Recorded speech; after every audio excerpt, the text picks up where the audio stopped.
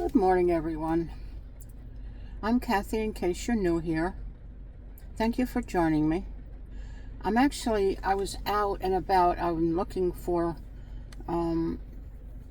something and I didn't find it. So I thought this might be a good time to stop and to talk to you and hope that you had a Merry Christmas and that you're going to have a nice New Year, healthy, wealthy, and wise, as they say.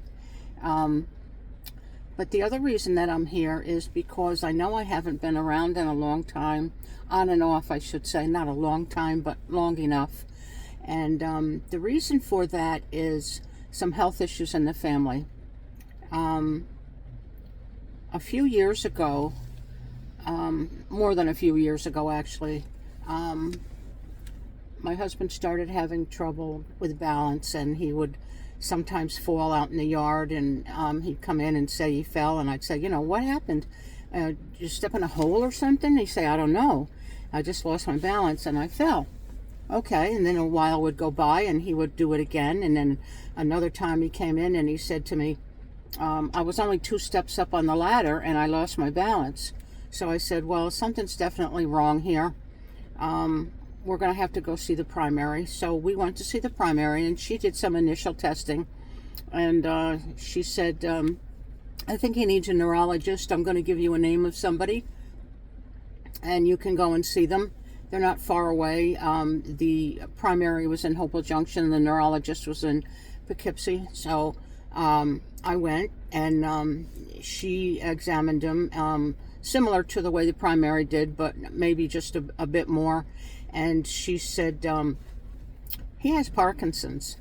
How long has he been like this? And I said, well, I'm not really sure, because we weren't really paying close attention until he started to fall. So she said, I'm going to recommend you to another neurologist. And I think that she didn't say specifically why, but she said, I think you will be better with her. Okay, so then some more time went by, because we had to wait for an appointment, of course, especially when you're seeing a specialist. So we went to see the specialist, and she did some more testing, and she took all of the information and notes and things that the other 2 doctors, the primary and the first neurologist, had, and she said, yeah, they're correct. She said, is he having tremors? And I said, he's starting to have tremors, yes, in his left hand. He sometimes will be fine, and other times when he goes to pick up a fork or he goes to eat, that's when he has the tremors. And then it's gradually got a little bit worse, and he started losing more balance, and now, of course, he's on a cane at that point. And long story short, he is probably about 6 years into it, but it took several years to get to the point where he needed help, and he does need help now, and I'm his caregiver at this moment, and have been all along. We're long time married, 58 years, 3 grown children. He is at a point, though, where I have a hard time. I can't leave him alone. If I do, it's not very long. And that's why I'm going to try to make this kind of short, and so that I can get home to him. It's pouring rain now, and we're just a few days after Christmas and a few days before New Year's Eve. Anyway, my point to the story was, when you see any kind of symptoms in anybody, they don't have to be old, but he's in his 70s. Pay close attention to them. He's on medication now, more to subdue the symptoms, because Parkinson's is under an umbrella that fits into a lot of categories, and there's depression comes with it, there's anxiety, and there isn't anything specific that can be treated for anxiety. So you're giving medication, and you're checked to see if it's working well for you, which might not necessarily work for somebody else. He sees the neurologist every 3 to 4 months, and it changes little by little. It won't get any better.